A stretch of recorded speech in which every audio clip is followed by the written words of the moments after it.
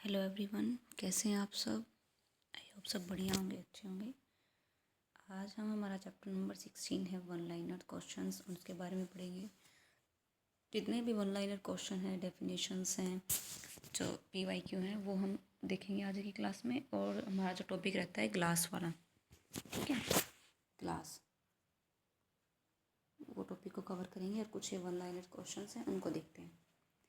तो चलिए आज की क्लास को स्टार्ट करते हैं। जो पहला जो क्वेश्चन है वो है, देखिए, Ni means nickel metal is use for synthesis of वनस्पति घी। ठीक है, उसमें कौन सी मेटल होती है? निकल मेटल होती है। तो आपको बताने कि जो वनस्पति घी है उसके अंदर जो सिंथेसाइज होता है वो कौन सी मेटल का होता है? वो होता है निकल मेटल का। Ni जिसका क्या होता है? सिंबल होता है।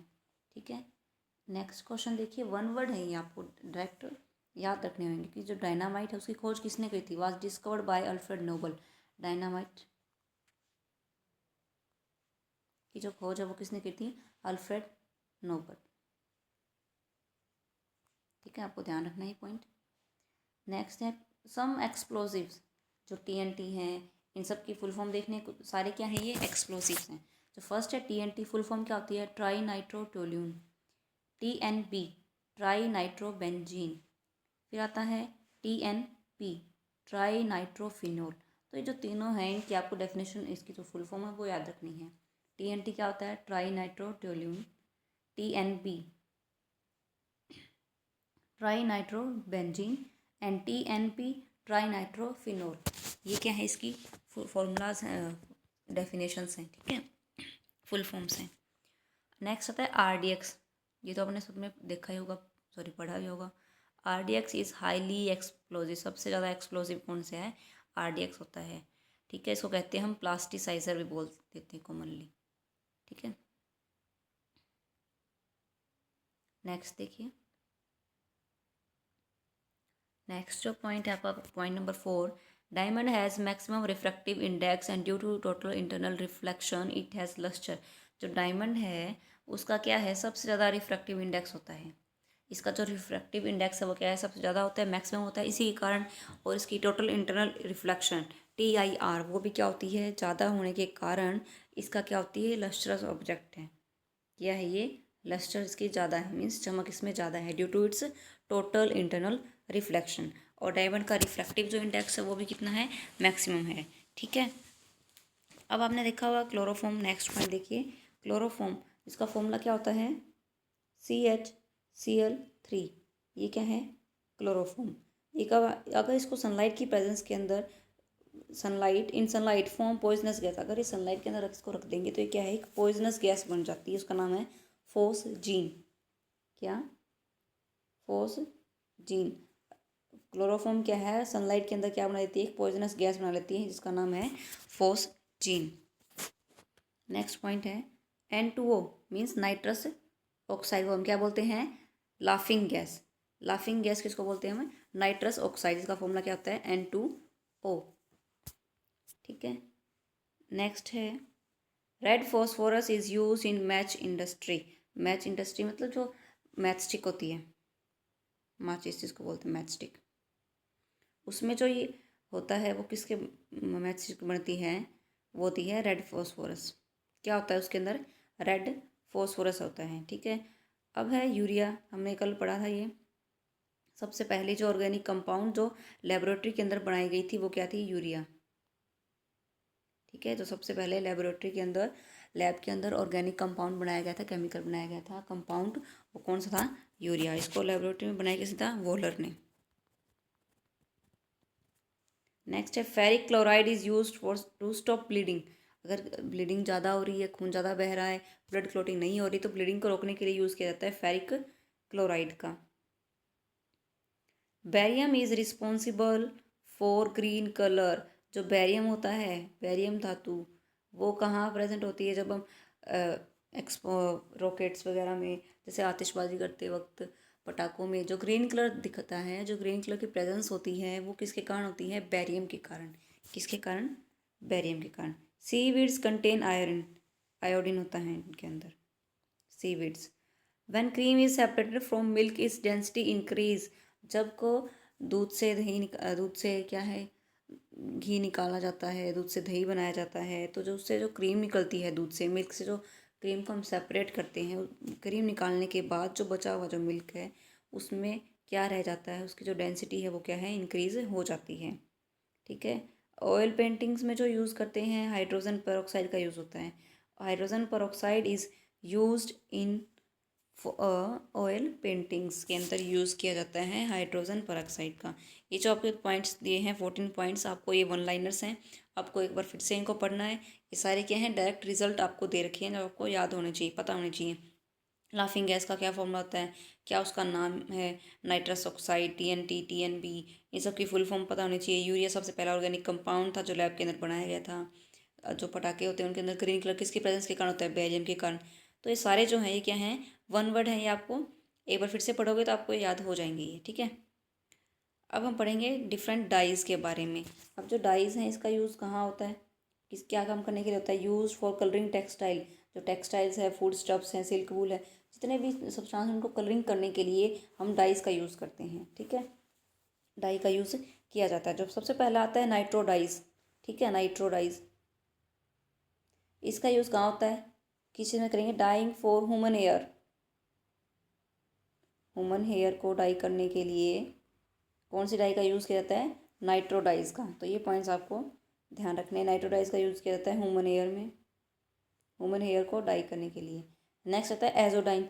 एजोडाइन का यूज़ कहाँ होता है, ये होता है use in textile, use in textile और प्रिंटिंग में। प्रिंटिंग पेपर को प्रिंट करने में यूज़ किया जाता है एजोडाइज का। ठीक है। प्रिंटिंग, पेपर, मैन्युफैक्चरिंग और यूज इन टेक्सटाइल में होती है एजोडाइज का यूज़। नाइट्रोडाइज का यूज़ होता है ह्यूमन हेयर में डाई करने के लिए। नेक्स्ट आता है ट्राईफिनाइल मीथेन डाइज। इसका यूज़ कहाँ होता है, इसका यूज़ किया जाता है प्रिंटिंग इंक में। किसमें, प्रिंटिंग इंक में।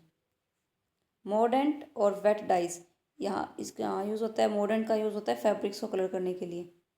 ठीक है, फैब्रिक्स को कलर करने के लिए। और वेट का यूज़ होता है टू प्रिंट टेक्सटाइल, जो कॉटन होती है। टेक्सटाइल को प्रिंट करने के लिए वेट डाइज का यूज़ होता है, और फैब्रिक्स को डाई करने के लिए यूज़ होता है मॉर्डेंट डाइज का। ठीक है। फिर आता है cement. Complex material containing the silicates of calcium and aluminium. जो सीमेंट है वो क्या है, एक सबसे पहले तो ये सॉफ्ट पाउडर है, सॉफ्ट पाउडर, फाइन पार्टिकल्स इसके अंदर होते हैं। इसका यूज़ बाइंडर की तरह इसका यूज़ होता है, बाइंडर की तरह। Because it get harden after the contact with water. अगर इसको पानी के साथ में कॉन्टैक्ट होता है, इसका पानी के साथ मिला दिया जाता है तो ये क्या हो जाती है, हार्ड हो जाती है। अगर पानी नहीं मिलाया जा रहा है तो ये क्या होती है, सॉफ्ट होता है। अगर इसको हम वाटर के साथ मिक्स करवा देते हैं तो इट गेट हार्डन। ठीक है, ये हार्ड हो जाती हैं। और जो सीमेंट है वो क्या है, कॉम्प्लेक्स मटेरियल है। इसके अंदर सिलिकेट्स होते हैं कैल्शियम और एल्यूमिनियम के। कैल्शियम और एल्यूमिनियम के क्या होते हैं इसके अंदर, सिलिकेट्स प्रेजेंट होते हैं। सॉफ्ट एंड फाइन पार्टिकल्स हैं, use as a binder and it can harden after the contact with water. फिर आपको देखना है सोडा ग्लास। क्या, सोडा ग्लास और सोडा लाइम ग्लास। जो सोडा ग्लास है इसको हम सोडा लाइम ग्लास भी बोलते हैं। और ये क्या काम आता है इसका, इसका यूज़ होता है विंडोज़ पेन बनाने के लिए। ठीक है, विंडोज़ में जो ग्लास लगाया जाता है, मेनली सबसे most common type of glass है ये। इसका मेनली यूज़ किया जाता है विंडोज़ बनाने के लिए और बोटल्स बनाने के लिए, बोटल्स में होता है। ठीक है। और ये क्या होती है कि बाकी जितने और टाइप के ग्लास हैं उनके कंपैरिजन में क्या होता है, उससे थोड़ा स्ट्रॉन्ग नहीं होता ये, उनसे थोड़ा वीक होता है। It is not as strong as the other type of glasses. दूसरे टाइप के जो ग्लास हैं उनसे कंपैरिजन में क्या थोड़ा सा ये स्ट्रॉन्ग नहीं होता, ये वीक ही होता है। ठीक है, देखिए चीपेस्ट है और ग्लासेस, जितने भी और ग्लासेस हैं उनसे क्या है, थोड़ा चीप है, ये सस्ता मिलता है। Use for making window panes बनाने में यूज़ किया जाता है, बोटल्स बनाने में, और easily attacked by the chemicals. ठीक है, समझ आया। फिर है ऑप्टिकल ग्लास, आपको पढ़ना है। ऑप्टिकल ग्लास क्या होता है, इसके अंदर किस किस के इसके जो कंपोनेंट्स हैं वो कौन कौन से होते हैं, कंपोनेंट कौन कौन से हैं इसके अंदर, सिलिका, फॉर्मूला बताओ आप सभी को, SiO2, ये क्या है, सिलिका। फिर आता है दूसरा कंपोनेंट एल्यूमिना।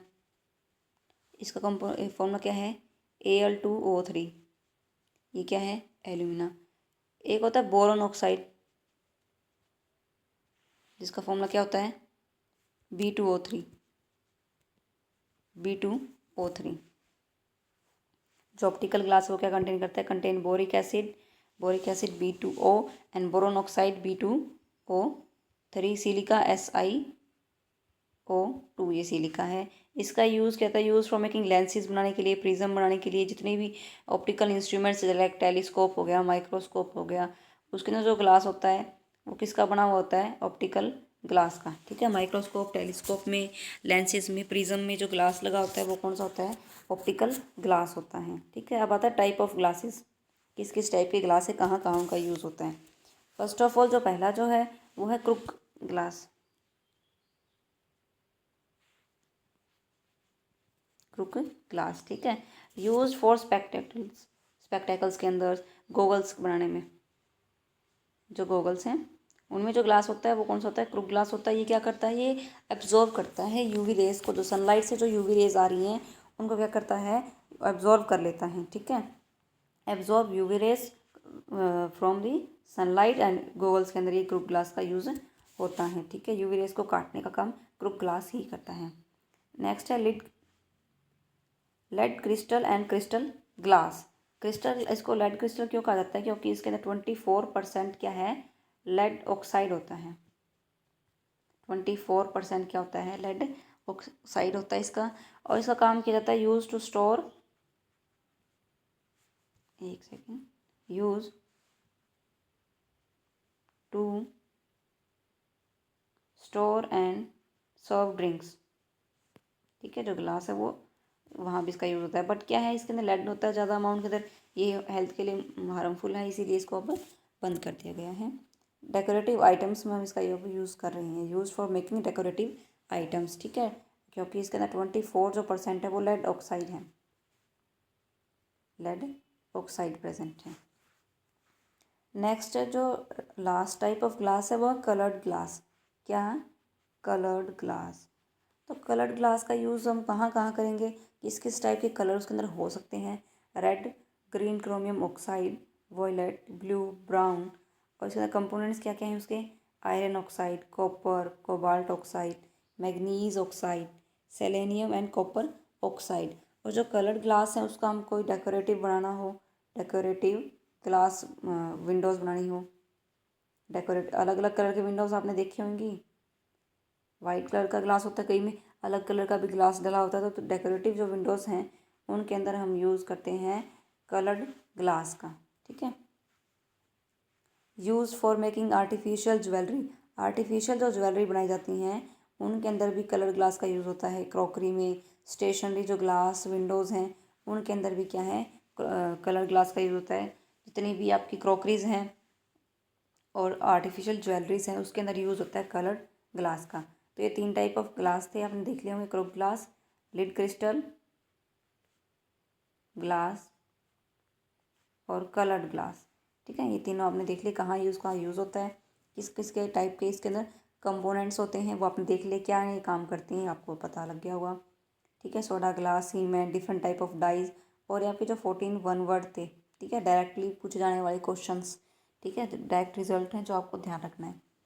आई होप आपको अच्छा से क्लियर हो गया होगा। आप इसकी ये जो PDF है वो ग्रुप से आप इसकी PDF ले सकते हैं और वहाँ से ही आप क्या है एक बार इसको फिर से रीड कर लेना ताकि आपको चीज़ें क्लियर हो जाए।